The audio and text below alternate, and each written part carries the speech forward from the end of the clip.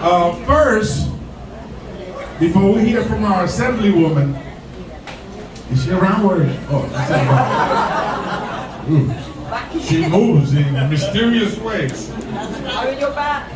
She got my back. I want to address a very important issue, right? I'm going to address it head on and first and foremost because I think this is critical. Yo quiero hablar de un tema muy importante primero antes de escuchar al asambleísta porque yo creo que es un tema de grave importancia. This week we had like a very ugly shooting, right, in St. James Park, not too far from here, right? Esta semana hubo un tiroteo en el Parque St. James que no está muy lejos de aquí. And so I am concerned about that. I had a conversation today, because I got in yesterday, last night from Washington, with the interim police commissioner, Eddie Caban. And we want to find out how we put a reward for the capture of the people that perpetrated that crime, first and foremost, right? Nosotros queremos ver cómo podemos buscar una recompensa para la captura de las personas que perpetraron ese tiroteo en el Parque St. James. But in addition to that, I know there's a significant amount of gang-related violence in this area. I would say north for Yankee Stadium, from Yankee Stadium to Missoula, right? All the way going west, all the way to to Sedgwick, Mayor Deegan, right? Mayor Deegan. This area, the Northwest Bronx, is plagued with gang violence.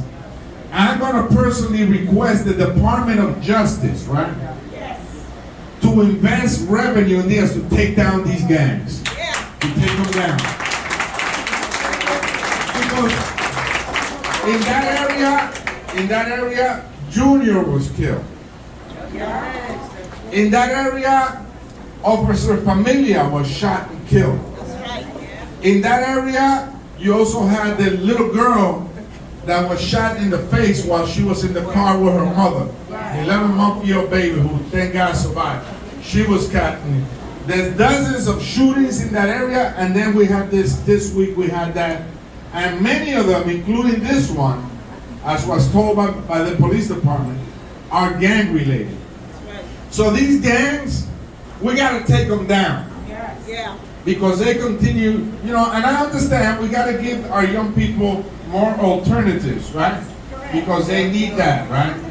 But there are some gang members that no matter how many alternatives you give them, they're going to persist to perpetrate violence against someone. We got to take them down. So I'm going to ask the Department of Justice to sit down with me to see how much resources we could bring to the neighborhood, to this area, right? So, and some of it is outside of my district, so I'm going to speak to my colleague, Congressman Richie Torres, who's also very much concerned about this.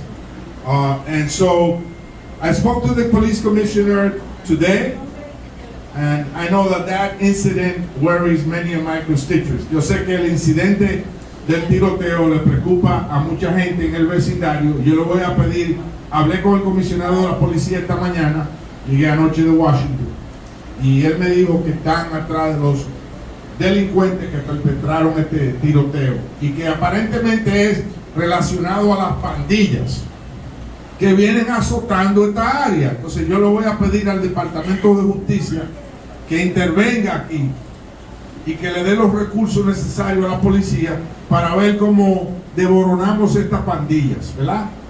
Porque ustedes merecen tener la seguridad y la paz de su familia. Y si nosotros acabamos con la pandilla en los años 80 y 90 en el Alto Manhattan, la podemos acabar aquí también. If we took them down in Washington Heights in the 80s and 90s, we can take them out here as well. Okay. Entonces, with that, let me introduce you to your distinguished young looking, look, she's got sneakers.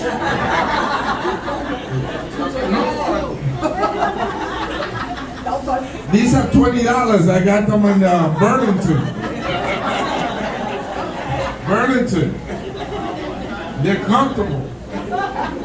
You're Assemblywoman Yudelka Tapia. Thank you. It's the Bronx in the house.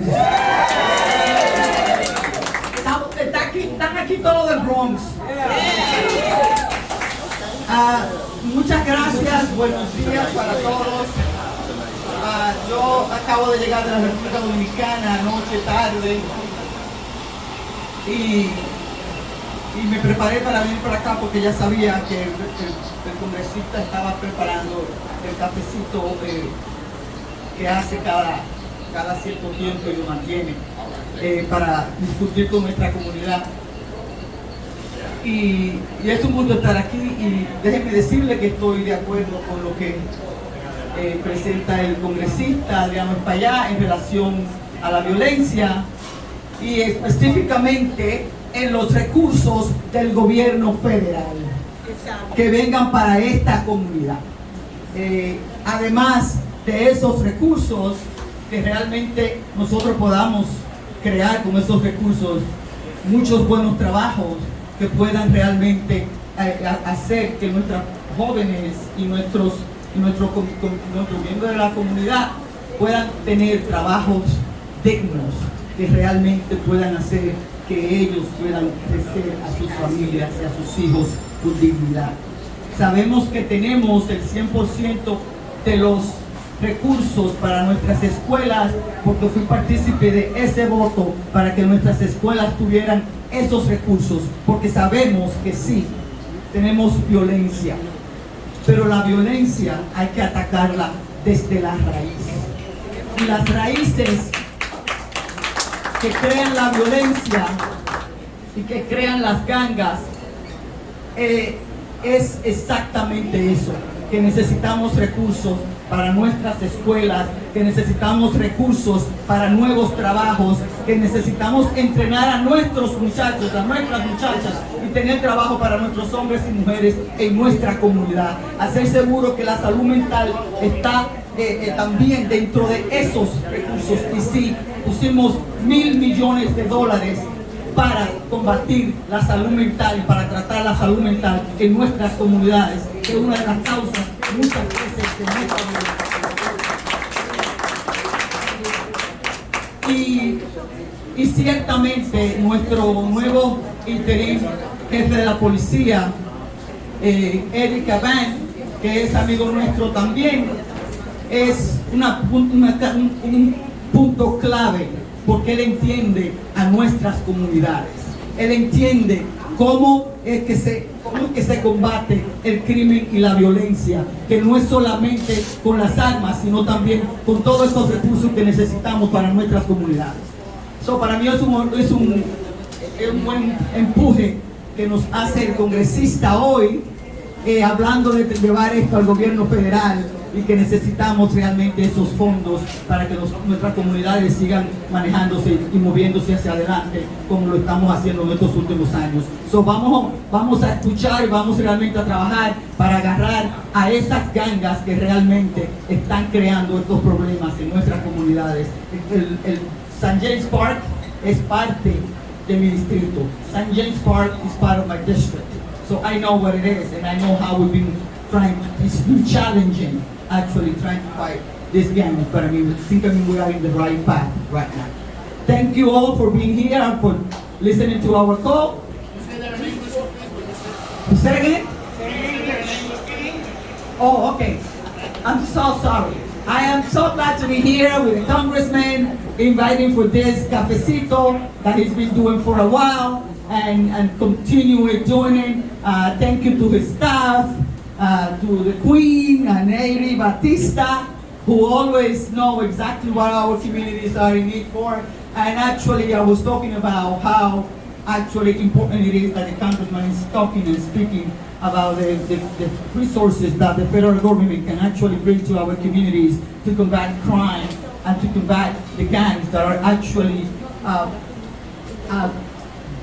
doing so bad in our communities, even when we're fighting so hard to move forward our communities. But we know that violence and gun violence and crime we have to combat it two ways. The police have to help, but we have to put the resources in our community that actually would allow that community to get good jobs, to get good schools, to be able that we can combat the mental health issues that our young people are having. And let me tell you, the state, we just put $1 billion to fight mental health issues in our community and put all the resources in our school, 100% of the foundational aid that our school needs for the first time. So thank you all for being here. We're fighting. We need more jobs. We need good jobs that are good pay. We need the schools to continue flourishing, and we need our communities to understand that it's not fighting.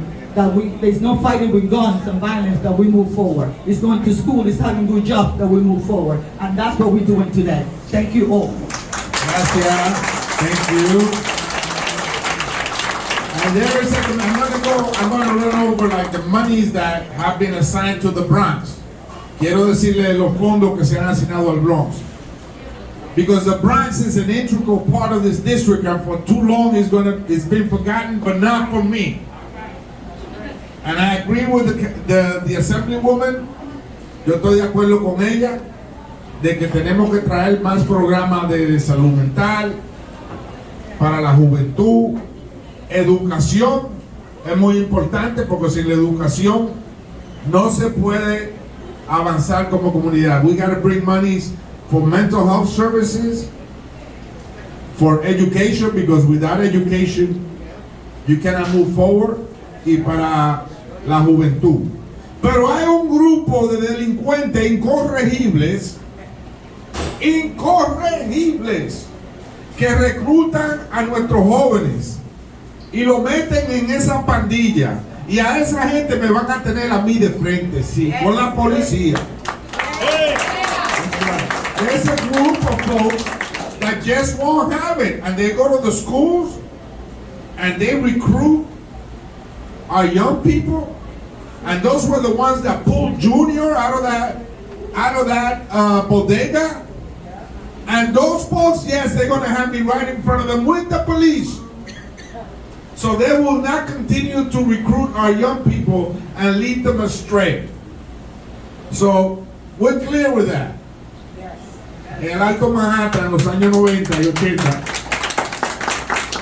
eran 200 tigres que habían ahí vendiendo droga. There was 200 bad guys dealing drugs in Northern Manhattan. That's it. They were terrorizing the neighborhood.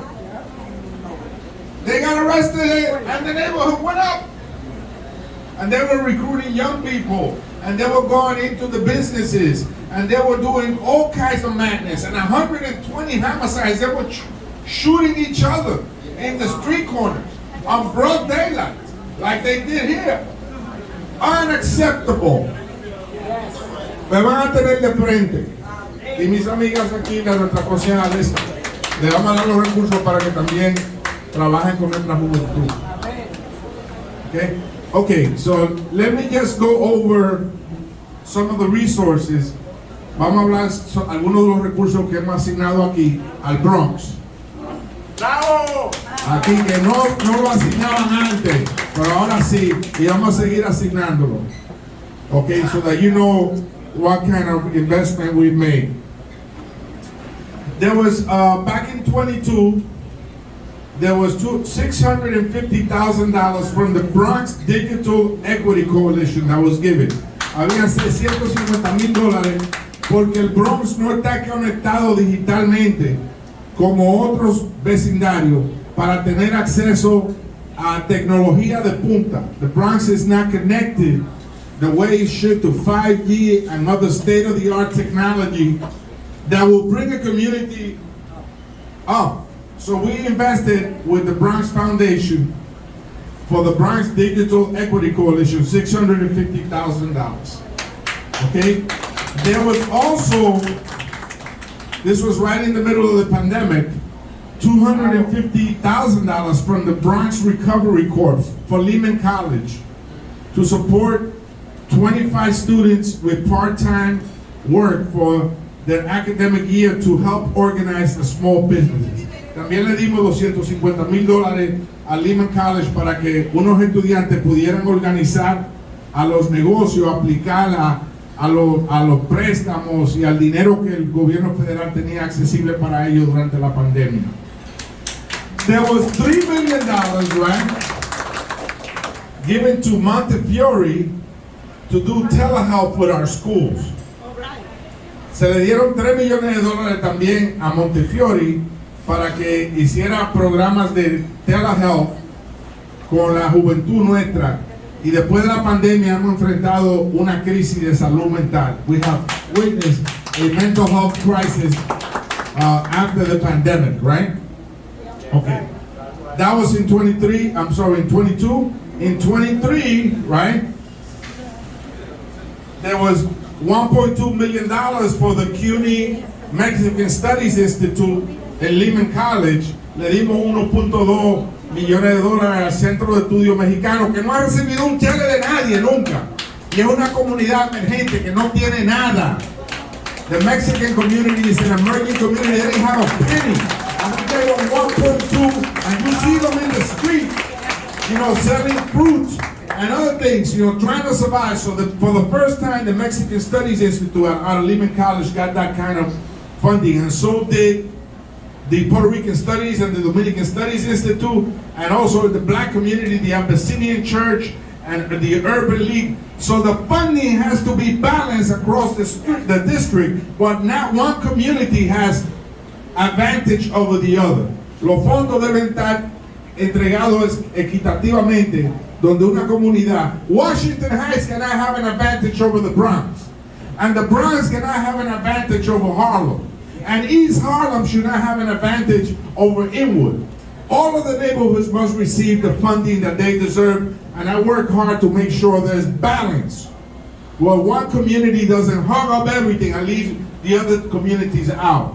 Where black people don't feel that they're left out because of the Latino, and the Latinos don't feel left out because the Asian American got more, and the whites don't feel privileged over everybody else. No, everybody gets the same amount of money. Okay? Okay, so let me continue with the money.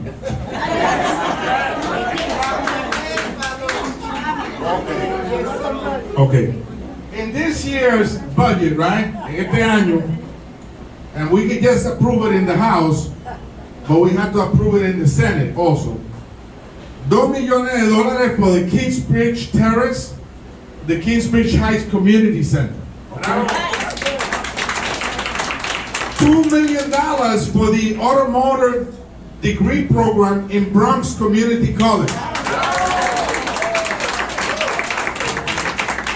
$2 million for the Inwood and the Talentine senior program. So that means that Talentine right there on Fordham Road will get $1 million to redo their senior center, which is in bad shape, right, Pianita? Am I doing good? Am I doing good, Pianita? Yeah, I want to hear it from you. Am I doing good? You're the best. You're the best. All right, that's what I'm talking about. And then right here, because, you know, Davidson, right? Right here, you got to understand that this particular strip, right? This particular commercial strip got hit hard during the looting, right? Yes. And this, I find that this strip is trying to get up, but they need help, right? And it's been forgotten. I remember the former mayor came here and then he left. Never seen him again. Thank God for that. But, you know, let me just say to you that this is a neighborhood of small businesses, and small businesses like Ubaldo, who's my good friend, have, you know, put his DNA on the line right here for many years to make this neighborhood vibrant, and I see them struggling with garbage pickup, with security, with rent, right? With all these important things. But if we allow these businesses businesses to shut down, this neighborhood shuts down. And so they're working on a bid. So I'm glad to tell you that we gave the Davidson Community Center Business Improvement District $800,000, and they're right here right now.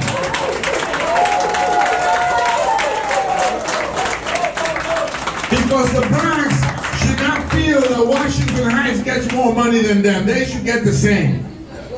And so with that, right, we're going to have a breakfast to relaunch the effort, right? And my office is going to spearhead that breakfast. We'll be talking about it. Maybe we'll have it in Bronx Community College or right here. And bring the institutions. Bring Bronx Community College, the health center right there.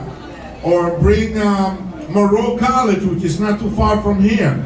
And Montefiore, which serves this entire... The institutions that give stability to the neighborhood must be invested in having the bid work for this trip. And the councilwoman has been a strong advocate for that, and we're working as a team, and the assemblywoman as well. So give them a round of applause. Yes,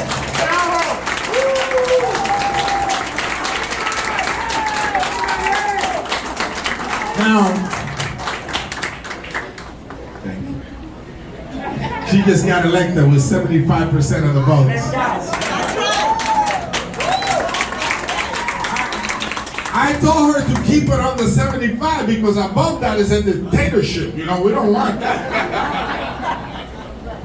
Anyway, we're going to hear from her, and when she's done, cuando ella termine, I'm going to continue to talk about some of the funding pieces, and then I'm going to take questions for you. Yo, Councilwoman Peñarina Sánchez.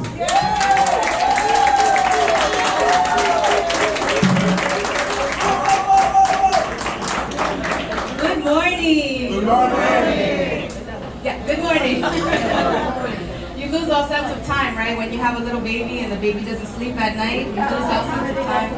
Que uno se le pierde la concientización del tiempo cuando el bebé no duerme toda la noche, pero estamos aquí. Well, first and foremost, thank you. From the bottom of my heart to this community, to every single person who is here, thank you for sending me back to the New York City Council.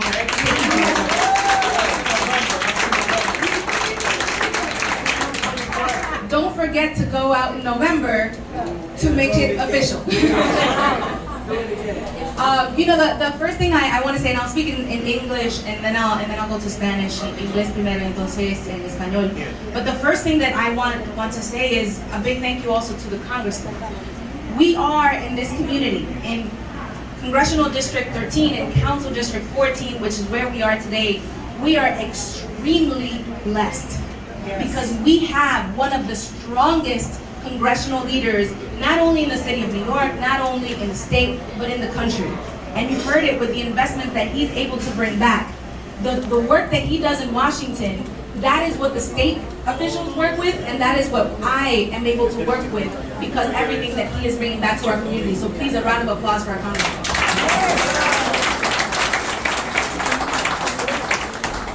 You know, we started the conversation talking about violence. I was at St. James Park an hour or two after the quadruple shooting this Tuesday.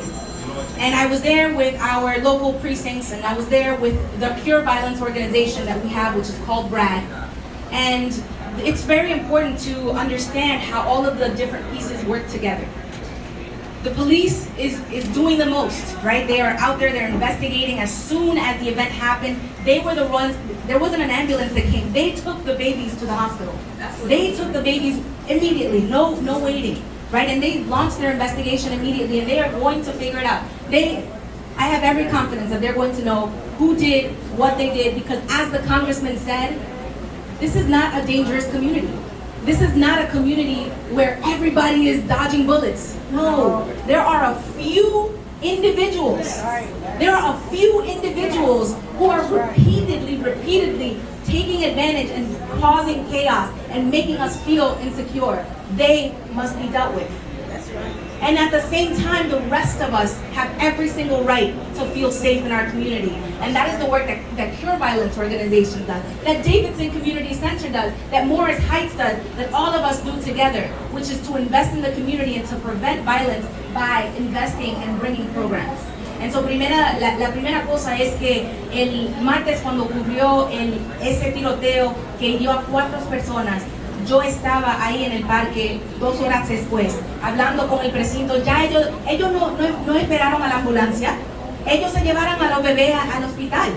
Esos son héroes que nosotros tenemos. Y entonces ellos de una vez empezaron esa investigación y ellos saben lo que está pasando. Es como dijo el congresista, nosotros no estamos en una comunidad insegura, nosotros no estamos en una comunidad mala, nosotros estamos en una comunidad donde hay como 100 o 200 abusadores que nos sienten, nos hace sentir a nosotros sin seguridad.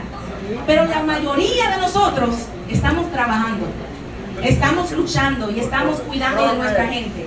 Eso lo vamos a seguir haciendo, pero yo me voy a parar detrás del congresista a decir sí, eso no va aquí en esta comunidad. Esas 100 o 200 personas.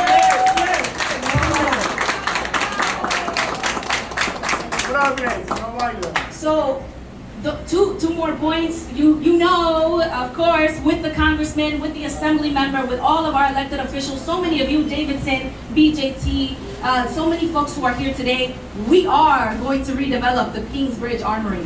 Right? It is the biggest armory in the world. We have had 4,000 people come out and participate, and they say in our community that folks don't like to come out, that we stay at home, but not this. Not now. Look at this room. We're here. We care, and we are leading in our own communities. That's what we're going to do with the Kingsbridge Armory. So the update there is that we're going to be releasing the plan that has come out of the 4,000 people, 70 events that we have had in the last 7 months. 70 events, 7 months, all right? We are going to be releasing that plan, and then the competition is going to start. There has to be a competition where folks from all over the world, companies, come together and they decide that they're going to compete for the right, the privilege to redevelop the Kingsbridge Armory. So we are moving right along. Thank you so much for your partnership, Congressman. Estamos desarrollando el arsenal de Kingsbridge. Hemos tenido 4,000 personas participando, 70 eventos en los últimos 7 meses. Y nosotros ahora en la próxima fase, nosotros vamos a empezar la competencia. So ahora la próxima semana va a salir el reporte de todo lo que dijo la comunidad. Y entonces después de eso la competencia, compañías de todo el mundo, de aquí del Bronx, pero de todo el mundo, van a competir por el privilegio de poder desarrollar ese arsenal. And the last thing is housing, right? The last thing is housing. I have the honor and the privilege of being not only the representative of District 14, but the president, the chair of the City Council's Committee on Housing and Buildings. What does that mean? That means that our community is shaping the narrative, shaping the debate around housing in the city of New York. How many of you have ever applied for a lottery, or you know somebody who applied and it wasn't affordable because you made too little? Affordable housing that you made too little for, right? ¿Cuántas personas han aplicado para vivienda y no ganan suficiente? Ven acá, vivienda asequible para los pobres, pero yo soy demasiado pobre para esa vivienda. No hace sentido, ¿verdad?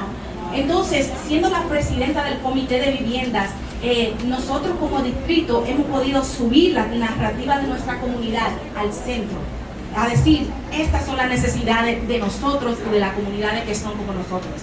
So this week was an incredible week. We came out of election day, you know, and it's been very busy, but I came right back, and what we did in the city council is that we passed legislation that would expand access to vouchers, Section 8-like vouchers in the city of New York, to all of the folks in our community who are facing eviction before they are evicted.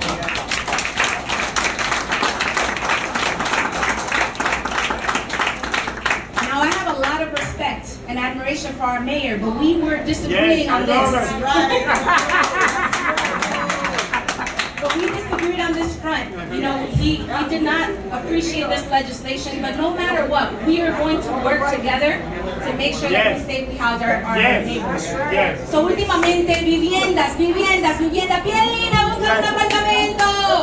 Eso es lo más común, no son 2 o 3 o 5 personas que me lo han pedido, son miles de personas en nuestra comunidad que nos han pedido eso. Y ese es el último punto. Yo como presidenta de vivienda, esta semana pasé un proyecto de ley con todo el Consejo Municipal. El alcalde no estaba de acuerdo en el momento, pero no importa, hay mucho respeto y vamos a trabajar juntos. Este proyecto de ley va a traer vouchers como sesión 8 a todas las familias de la ciudad de Nueva York.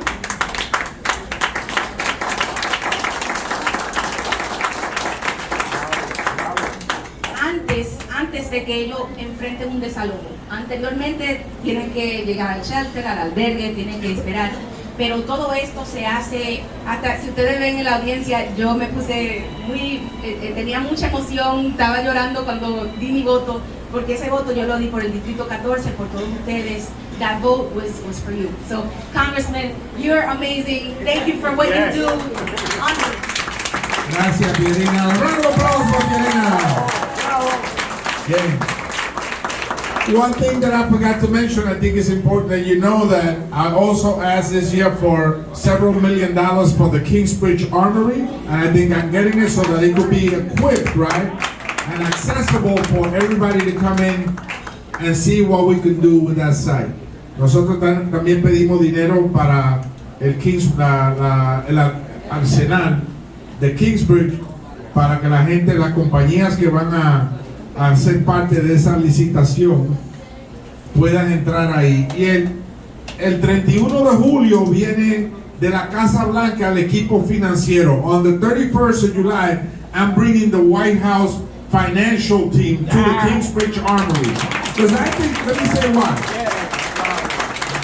You know, this project is a multi-billion-dollar project. We're not going to be able to nickel and dime our way through this project. It's just a huge project. Let me give you an example. You can fit 3 football fields in the ground floor, and it's got 7 stories going down, but 2 or 3 of the stories at the bottom are underwater because the reservoir goes underneath that. The roof and certain parts of it is landmark. So this is not a simple project. This is a complicated one, and it's a deep pocket project. And unless the city cheerleads for this project, and unless the federal government comes in, you know, it's going to be very tough. So we want the White House invested in this project. So I asked the economic team to come in on July 31st, and they're coming in. They couldn't come in before because there was asbestos and a bunch of other problems, and the councilwoman helped resolve that, so now they can have access to it. And those were the same zip codes that were hit the hardest by the pandemic. So, if we want to send a message to the rest of the world and the country that the Bronx and New York City is back, why not develop that project and get some of the companies that will provide jobs, compañías que pueden proveer empleos de buen salario. Porque, ok, yo estoy de acuerdo con que necesitamos sección 8 y beneficios para la vivienda, pero como decía mi papá, nosotros estamos flojos de bolsillo.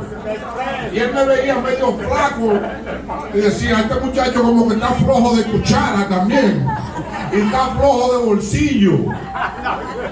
Y cuando tú tienes un buen trabajo, tú puedes pagar la renta que te dé tu gana. Entonces nosotros tenemos que traer buenos empleos aquí para la... We got to bring good paying jobs, because not only do we need Section 8 and all of that stuff, but we're weak in the pocket. Yes.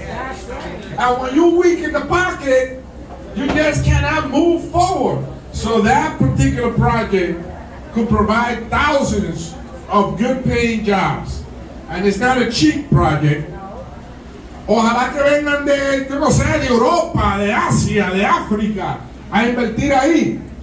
I hope they come from, I don't care where they come from, as long as they provide good jobs for our young people, for the men and women of this community, particularly the women, right? If they provide that, I'm with it. I'm not wedded to any model or any initiative because we haven't yet heard what they are. The only initiative that I'm wedded to, la única iniciativa que yo apoyo, is the one that provides thousands of jobs for that community and that will benefit these businesses from Kingsbridge to Bedford Park to Burnside to University to Jerome, Fordham Road. They should all benefit from that initiative. That should be, in my opinion, that the initiative that redefines New York City after the pandemic. And we can do it. Yes. And in the past they got into, se comenzaron a jalar los moños y cosas y discutiendo over stupid stuff. You know what was one of the arguments the last time? They wanted a living wage. Okay, that's fair, right? $11, right? And they fought over the living wage of $11 and they killed the project. And then several years later, the state upped the minimum wage to $15.